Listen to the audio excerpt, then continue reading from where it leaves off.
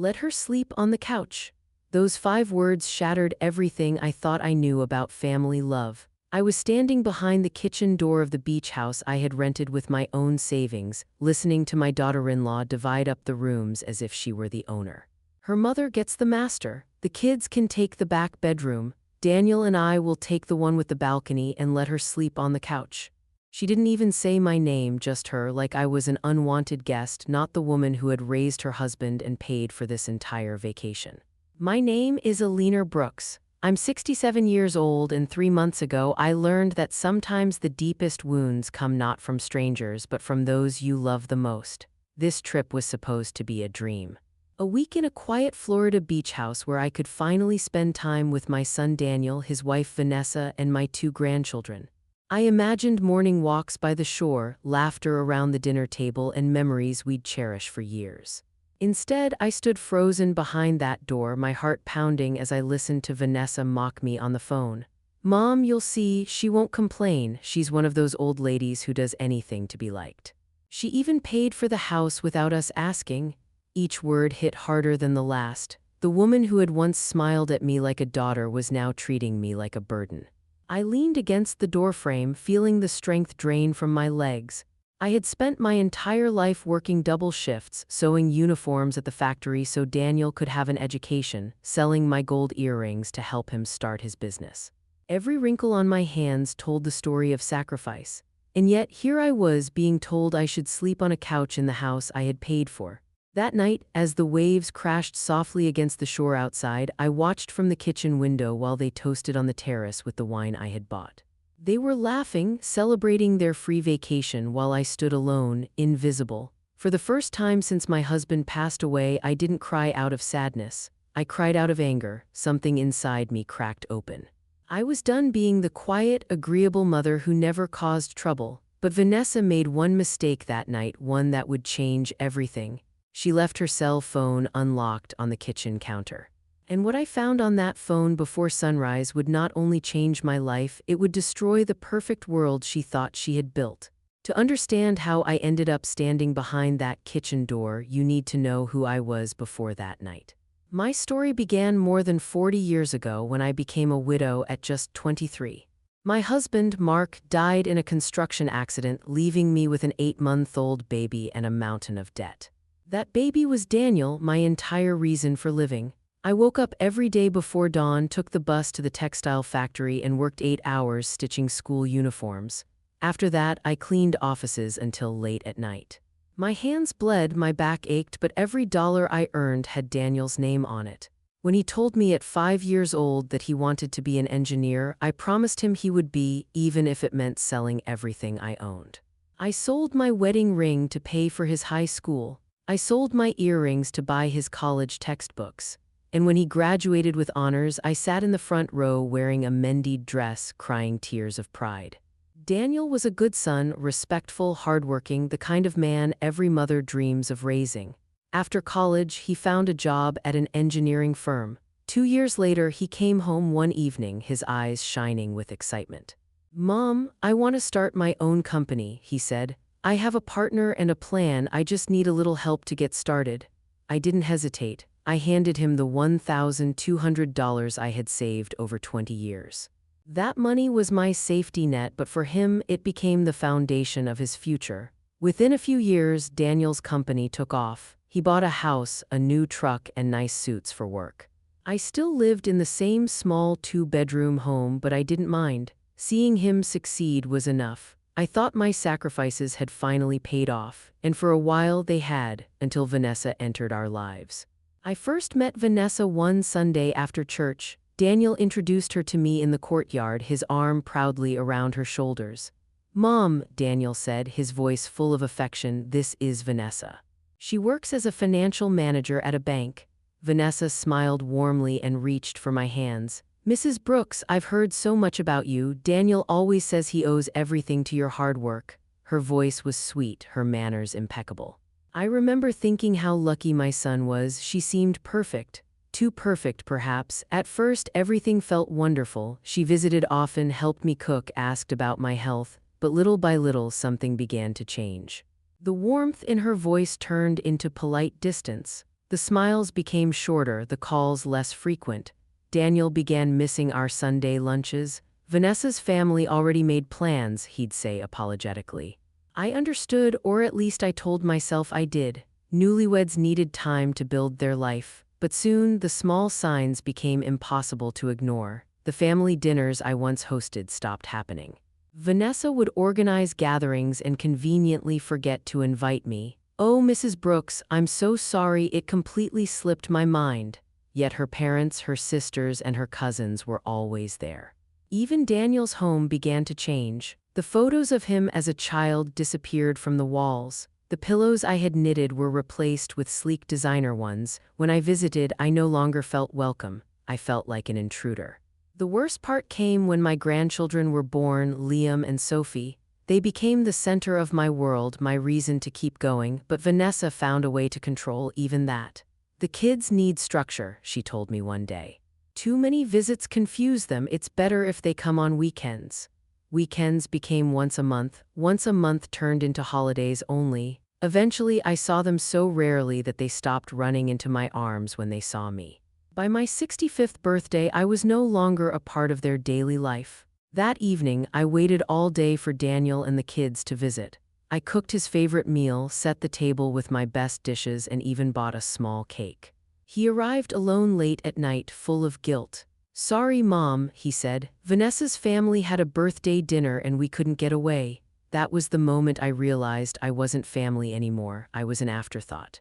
A shadow in their busy lives. 3 years passed after that lonely birthday dinner. I told myself to stay quiet, to be the peaceful mother-in-law who never caused tension. I convinced myself that patience and kindness would eventually bring my family back to me. Then one afternoon, out of nowhere, Vanessa called. "Hi, Mom," she said in that polished, cheerful tone I hadn't heard in years. "How are you feeling these days?" For a moment, my heart lifted. Maybe things were changing. "I've been thinking," she continued. "It's been so long since we've all spent real family time together. What do you think about a little vacation? Just us, the kids, and my parents. A week by the beach, sun, ocean, laughter." Doesn't that sound wonderful? I could barely contain my excitement. "That sounds lovely, dear. I'd love that." She hesitated just a second, just long enough for me to sense what was coming next. "Well, the thing is," she said softly, "with the kids' school costs and Daniel's business expansion, money is a little tight this month. We were thinking of maybe a small weekend at a modest hotel, nothing fancy." A weekend, my heart sank. I had already pictured the kids building sand castles and Daniel relaxing by the waves. Then I asked the question that sealed my fate. "How much would a full week in a house like that cost?" "Oh, Mrs. Brooks, I don't want to burden you," she said quickly. "Maybe around $3,500, but please don't worry, we'll figure something out." $3,500. Exactly the amount I had saved over the past 3 years from my pension, my emergency fund, the money I had promised myself I would use for something special one day. I heard my own voice before I could stop it. "You know what, Vanessa? I'll pay for it. It will be my gift to all of us." There was a pause, barely a heartbeat long, but I could almost hear her smile through the phone. "Oh, Mrs. Brooks, that's incredibly generous. You're the sweetest. Daniel and the kids will be thrilled." That night, I went to bed with a smile on my face. For the first time in years, I felt included. I imagined family dinners by the ocean, my grandchildren laughing, Daniel thanking me for making this possible. I didn't realize that I had just paid for my own humiliation. What I thought would bring my family together would soon tear everything apart. When we arrived in Florida, I felt like a child again, nervous, excited, full of hope. The house was stunning. White walls, tall palm trees, and wide windows that opened straight to the sea. I could almost taste the salt in the breeze. For a brief moment, I believed I had done something right. Vanessa was the first to step out of the car. She took the keys from the driver and walked through the front door as if she owned the place. "Kids, come see your rooms," she called out, her voice bright and commanding. Daniel carried the luggage in silence while I followed behind with my small suitcase, trying to keep up. "Mom," Vanessa said, turning to me with that overly sweet smile, "you can take the guest room. It's nice and cool, and it even has a small bathroom." The guest room, in the house I had paid for, I forced a smile. "That's fine, dear. Whatever works for everyone." But the real blow came an hour later when a taxi pulled up outside. A woman stepped out, Vanessa's mother Marjorie, holding 2 large suitcases. "Sweetheart, what a gorgeous house," she exclaimed. "The ocean view is perfect for my morning yoga." My stomach tightened. Vanessa ran to greet her and without hesitation announced, "Mom, I saved the master bedroom for you, you'll love it." The master bedroom. Not for me, the one who paid, but for her mother. I looked at Daniel, hoping for him to say something to remind his wife that this trip was supposed to be our family time, but he just smiled awkwardly and said nothing. That evening, while everyone drank wine on the terrace, I stood alone by the kitchen window. I could hear Vanessa and her mother laughing as they planned the week. Every activity, every meal, every schedule was decided without me. I wasn't asked what I wanted to do or where I wanted to go. It was as if I didn't exist. When Marjorie suggested I stay home the next day because the heat might be too much for me, something inside me burned. I was not fragile. I had worked on my feet for 30 years without rest, but I said nothing, not yet. That night, while everyone slept peacefully, I lay awake in my so-called guest room listening to the ocean. I had spent $3,500 for this vacation, only to be treated like a stranger in my own reservation. I promised myself that I would not cry again. But as the laughter from the terrace echoed through the night, I couldn't stop the tears that came. What I didn't know was that the real humiliation hadn't even begun. It would arrive the next day, wrapped in polite smiles and a single sentence that would break me completely. "You don't mind giving up your room, right?" The next day began beautifully. The sky was painted in soft pinks and golds, and the children were bubbling with excitement about visiting the ancient ruins nearby. I told myself to stay calm, to focus on the kids, to enjoy at least one day of the vacation I had dreamed of. But by evening, that fragile peace shattered. When we returned from the day trip, tired and sunburned, I went to my room to take a shower. What I found made my heart stop. My clothes were packed neatly into my suitcase, sitting on the bed as if I were being evicted. "Vanessa," I called, my voice trembling. She appeared at the door with that same rehearsed smile. "Oh, Mrs. Brooks, I'm so sorry, I forgot to tell you. My cousin and her husband surprised us. They just arrived for their honeymoon and we had no choice but to give them a room.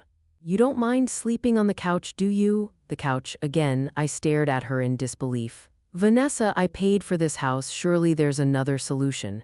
She waved her hand dismissively. "The sofa is so comfortable. It even has memory foam, you'll love it. You're always saying you don't need much to be happy." Before I could answer, Daniel came in, exhausted from carrying the kids. "Everything okay?" he asked. "Perfect," Vanessa replied quickly. "Mom's just helping us rearrange things for the guests." He smiled and went to shower without another word. My son, the child I'd given everything for, didn't even ask where I was going to sleep. That night, I lay on the living room sofa, wrapped in a thin blanket, staring at the ceiling while everyone else slept in rooms I had paid for. The springs dug into my back, the ocean wind slipped through the open windows. My tears soaked the pillow. I felt invisible, forgotten, discarded.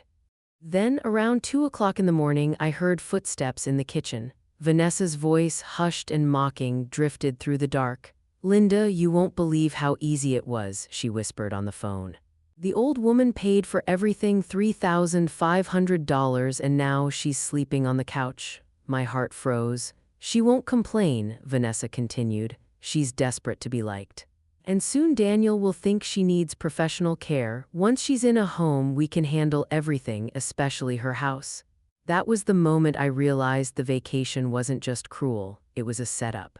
Vanessa wasn't humiliating me for fun, she was laying the groundwork to erase me completely. I didn't sleep a single minute after that. I lay there in the darkness, replaying every word I had heard, every insult, every plan to get rid of me. The rage inside me grew stronger than the pain. I had been many things in my life, a widow, a mother, a worker, but I had never been a fool, not anymore. At 4 o'clock in the morning, I sat up and looked toward the kitchen. Vanessa's phone was still lying on the counter, glowing faintly. She had gone to bed, probably smiling in her sleep, believing I was too weak, too old, too scared to fight back. She underestimated the wrong woman. I stood up, my knees aching, my hands trembling slightly, but my mind razor-sharp. I picked up her phone, no password, her arrogance had left it wide open. What I found inside confirmed every nightmare I had just imagined. There were messages between Vanessa and her sister, Linda, laughing about how the old woman had funded their vacation. Then there were more messages with a psychologist named Dr. Ruiz discussing a false mental health report that claimed I was forgetful, unstable, and required constant supervision. There were emails to a lawyer, Mr. Hansen, about selling my house once Daniel had legal control over my assets. And buried in a hidden folder were photos of Vanessa with another man, kissing, laughing, holding hands in restaurants and hotel rooms. My whole body shook. It wasn't just betrayal. It was a deliberate plan to destroy both me and my son. I took pictures of everything, every message, every document, every photo using my old cell phone. Then I put her phone back exactly where I found it. By the time the sun rose, I wasn't the same woman who had gone to bed on that sofa. I was no longer a victim. I was a mother on a mission. Vanessa thought she was orchestrating the perfect plan, but she didn't realize that her stage was about to become the scene of her own downfall. The next morning, the house looked peaceful from the outside, but inside me, a storm was brewing. I prepared breakfast as if nothing had happened, coffee brewing, eggs sizzling, toast on the table. When Vanessa came downstairs, she smiled at me like everything was normal. "Good morning, Mrs. Brooks. Did you sleep well on the sofa?" she asked with feigned kindness. "Better than ever," I replied calmly. "Sea air does wonders for the soul." For the first time, she looked uneasy. I could see the flicker of doubt in her eyes. She didn't know what I had seen or what I was planning, and that uncertainty made her nervous. During breakfast, she turned to Daniel. "Honey, don't you think your mom's been a little forgetful lately? She misplaced her purse several times yesterday." Daniel frowned. "Mom, are you feeling okay? You've been quiet." "I'm perfectly fine," I said firmly. "I may be old, but I remember everything, especially the things that matter." Vanessa forced a laugh. Of course, just wanted to make sure." Later that afternoon, while everyone was at the pool, I quietly made a call to my neighbor back home, Martha. She was one of the few people I still trusted. I told her everything about the phone, the messages, the plan, the fake doctor, the stolen documents. She listened in silence, then said, "Eleanor, don't worry, I'll check your house first thing tomorrow." That night, while everyone was asleep, I received a message from Martha. "Your property title was tampered with. Someone tried to take it from your drawer. I found it hidden behind the cabinet. I'm getting a certified copy for you tomorrow morning." I finally exhaled.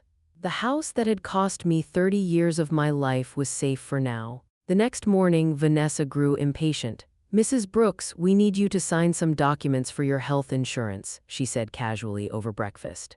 "It's just routine. Daniel asked me to help." I smiled. "How thoughtful of you. Let's go over them together this afternoon." Her eyes flickered with surprise. "Oh, sure, but we really need to sign them today before we leave tomorrow." "Perfect," I said sweetly. "We'll have a family meeting at 4 o'clock. You, Daniel, your mother, and me. I want everyone present when I sign." She froze for half a second, then nodded. "Of course." All day, she watched me like a hawk. I could almost feel her fear growing. She didn't know that I had already sent copies of all her messages and photos to Martha's lawyer friend, who confirmed what I already knew. Vanessa's papers were not insurance documents. They were full legal power of attorney, giving Daniel control over all my assets and allowing them to commit me to a nursing facility. At 4 o'clock, as the sun began to set over the ocean, I gathered everyone on the terrace. The air was heavy with tension. My grandchildren played inside, unaware of the storm about to break. I looked around the table, Daniel worried, Marjorie confused, Vanessa smiling too wide. "Before we end this vacation," I began, "there's something important I need to clear up."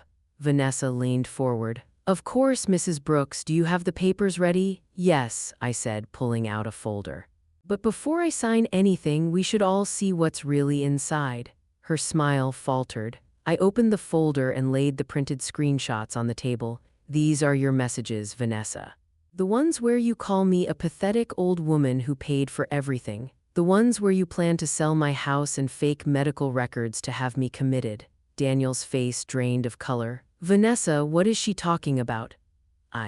"This isn't, she must have hacked," Vanessa stammered. But I wasn't done. I placed the photos of her with her lover in front of Daniel. "And these," I said quietly, "are proof that while my son worked himself to exhaustion to provide for you, you were building a future with someone else." Silence. Then Daniel exploded. "Tell me this isn't true, Vanessa, tell me." She couldn't. She covered her face, sobbing, but the tears were too late. The truth was laid bare under the golden Florida sunset. And for the first time in years, I felt peace, not because I had won, but because justice had finally walked into the room. Vanessa's world collapsed that evening. Her mother, Marjorie, sat frozen in disbelief while Daniel shouted, heartbroken and furious. When Vanessa finally tried to defend herself, her voice trembled. "Daniel, please, we can fix this. I did it for us, for the family." "For us?" Daniel shouted. "You lied, cheated, and tried to destroy my own mother." Then, cornered and desperate, Vanessa played her final card. "If you report me, I'll tell the police everything about your company's contracts. You'll go to prison too." The air went silent. Daniel turned pale. "What are you talking about?" She smirked through her tears. "The government deals. The fake invoices. You and your partner hid money for years. I have the proof." I felt my heart drop. My son, my proud, hardworking Daniel, had made a terrible mistake, but when I looked into his eyes, I saw remorse, not greed. "Mom," he whispered, "I didn't know it was illegal. I just wanted the company to survive." Vanessa thought she had trapped us. She didn't understand that some people, when cornered, choose truth over fear. I took Daniel's hand. "Then you'll fix it, son. You'll tell the truth. You'll return every cent and face the consequences, because that's what decent men do." Vanessa's face twisted in disbelief. "You'll ruin him." "No," I said quietly. "He'll save himself." 3 months later, Daniel did exactly that. He confessed, paid the fines, and served 6 months in prison. But when he walked out, he was free, truly free. Vanessa, on the other hand, was sentenced to 5 years for fraud, forgery, and attempted theft. Her lover disappeared the moment she lost everything. Today, I live peacefully in my little renovated home. Daniel has a stable job at an honest company. My grandchildren visit every weekend. We plant flowers, bake cookies, and laugh again. But most importantly, I regain something priceless, my dignity. Looking back, I've realized that revenge isn't always loud or cruel. Sometimes it's as simple as standing tall when others expect you to bow. I didn't destroy Vanessa. Life did that for me. I just stopped letting her destroy me. I learned that love should never require silence, that kindness should never mean submission, and that no woman at 67 or any age should be treated as invisible. So if you're watching this and you've ever been made to feel small, remember this: you still have power. It's never too late to stand up for yourself, to reclaim your worth, and to demand respect. If this story touched your heart, give it a like, share it with someone who needs strength today, and tell me in the comments where you're watching from. Because in the end, the sweetest revenge isn't revenge at all. It's living well enough that they regret ever underestimating you.